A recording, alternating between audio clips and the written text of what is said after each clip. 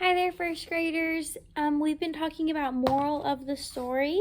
Yesterday we read Mr. Wrinkles and we learned about how Mr. Wrinkles got stuck in the mud and his friends worked together to try to get him out. We talked about the moral of the story and how in this story, Mr. Wrinkles learned that when people work together, they can accomplish great things and they're stronger together. The animals in this story, they were weak on their own and none of them could do it on their own, but whenever they pulled together, they were able to get him out. So they were stronger together. That's the moral of the story. That's something that we can use in our own life. Yesterday, I noticed that several people, whenever they were thinking about the moral of the story, they thought really specifically about this story, which is great because that means that you're doing something called using evidence from the text. You're thinking about the specific things that happened in the story and you're trying to use what happened to answer the question. That is really smart thinking. But whenever we're thinking about the moral of the story, we mean more in general.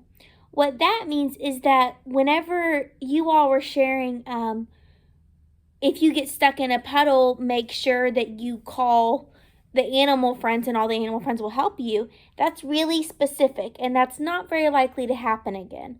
And it's very unlikely to happen to you as a person. So we have to think about what the character and us as the reader learn that we can use in other situations. Okay, so today we're going to read Lucky Bamboo and we're going to talk a little bit more about that. Okay, this is a great story. You guys are going to love it.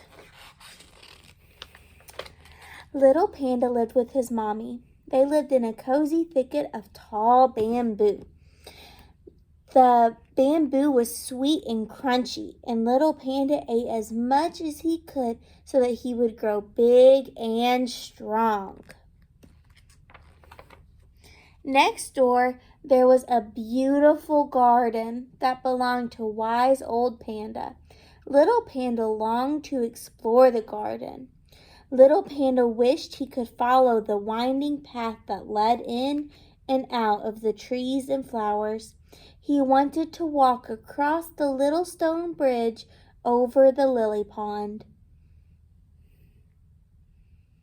So he really wants to explore that area. In our story so far, we're already starting to get the characters. We have Little Panda, we have Mommy Panda, we have Wise Old Panda. We're seeing the setting. They are in a garden. We can infer that they are in China because they're pandas and pandas live in China. There's bamboo. Okay, we're going to keep on reading. One day, Wise Old Panda looked up from his work and smiled at Little Panda. "Would you like to help, Little Panda?" he asked. "Yes, please," said Little Panda. At last, Little Panda was allowed into the garden. So he was allowed in. Little Panda came to the garden every day. He watched the fish darting around in the lily pond. He sprinkled water on the flowers. Wise Old Panda showed Little Panda how to pull up the weeds, and he let Little Panda rake the path. In a quiet corner of the garden grew a very curious plant. The tall stems wound around each other to make a pattern. "What's that curly plant called?" asked Little Panda. "It's my lucky bamboo," Wise Old Panda replied. "It looks very sweet and crunchy," said Little Panda longingly. Longingly means he wanted it really bad. "It wouldn't be very lucky if you ate it," laughed Wise Old Panda. The next day, Little Panda came to the garden, but Wise Old Panda wasn't there. Little Panda gazed at the lucky bamboo.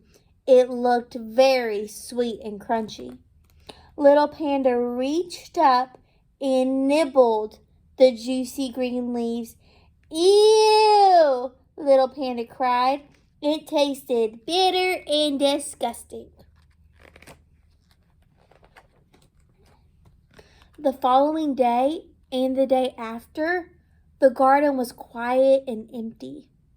The lucky bamboo leaves began to droop and turn yellow. When little Panda went home, his mommy was talking to her friend.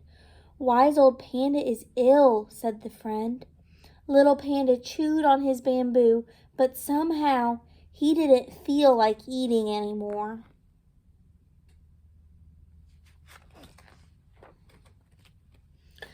That night, little Panda couldn't sleep. He was worried about wise old Panda. If only he hadn't eaten the lucky bamboo, then wise old Panda wouldn't be ill. It was all his fault for being greedy. In the morning, little Panda went to find the lucky bamboo. He watered the leaves and polished the stems. He tidied the pebbles.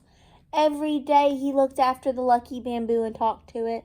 Sometimes he sang a little song, or did a little dance, or brought a present. Before long, the lucky bamboo stems grew tall and strong, and the leaves grew green and juicy again. But the rest of the garden was a mess. Little Panda watered the flowers, pulled up the weeds, and raked the path. Then one day, wise old Panda came back. "You're better," cried little Panda happily. "I am," smiled wise old Panda, "and I'm very glad to be back in my garden."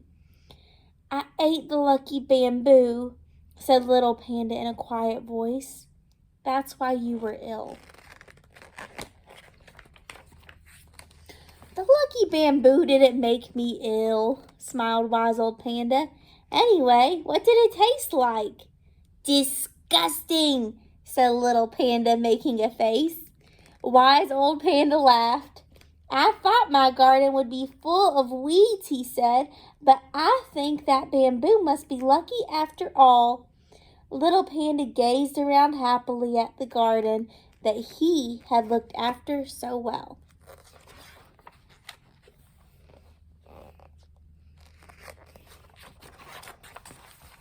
I'm going to give you about 10 seconds to think about what the moral of the story is. Please don't close the video, just think for 10 seconds.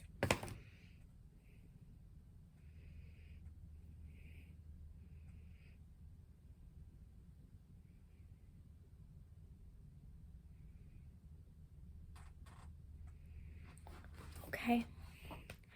In this story, you could say that little Panda learned not to eat the lucky bamboo and to take care of a garden after he did that.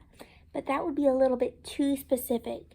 And earlier, right before we read the book, whenever we were looking at Mr. Wrinkles, we talked about how we don't need to be that specific whenever we're talking about the moral of the story. Whenever we're talking about the moral of the story, we need to think about what we learned that we could use.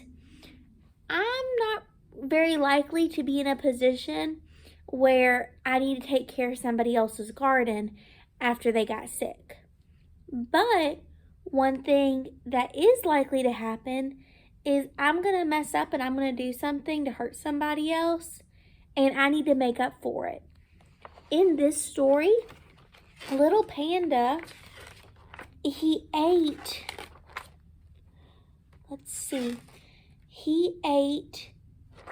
some of the lucky bamboo.